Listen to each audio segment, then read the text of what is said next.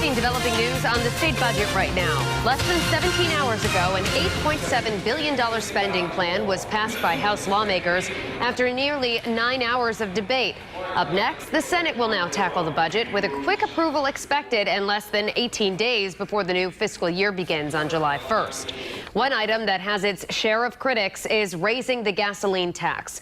The move is in response to eliminating the toll on the Secaunet River Bridge. Eyewitness News reporter Susan Campbell is here with more information on how it affects taxpayers.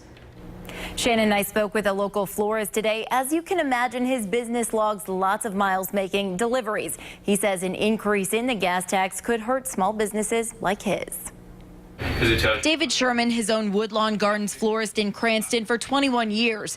On a typical day, his shop makes about 25 deliveries all over the state. In the past few years, David has had to increase his delivery fees because of higher gas prices. We used to be able to fill up our vans probably like for $40, and now we're up to like 50, 60 bucks to fill up our van, and we do that like about 2 to 3 times a week. And now David fears gas will be even more expensive if the proposed state budget is signed into law. When we're getting nickel and dime from the state, we have to pass that on. And, and they're saying it's only a penny here, a penny there, but it does add up. The increased gas tax is part of a new infrastructure fund that's being created to avoid controversial tolls on the Secaunet River Bridge.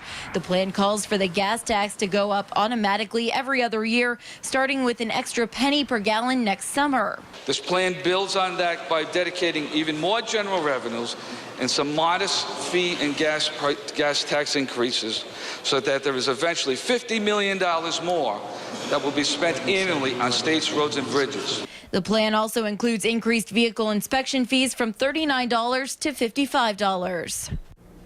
If the budget is signed into law, we wanted to know what would happen to the tolling equipment that was put up on the Secaunet River Bridge. A spokesperson for the Rhode Island Turnpike and Bridge Authority tells me that decision won't be made until the budget is a done deal, with a vote likely happening at July's board meeting. So far, more than $5 million has been spent to toll the Secaunet River Bridge. I'm Susan Campbell, Eyewitness News. And stay with Eyewitness News for continuing coverage of the state budget. Coming up at 5:30, WPRI.com reporter Ted Nesi joins us in studio to break down the budget further. Plus, you can get more in-depth coverage online at WPRI.com right now.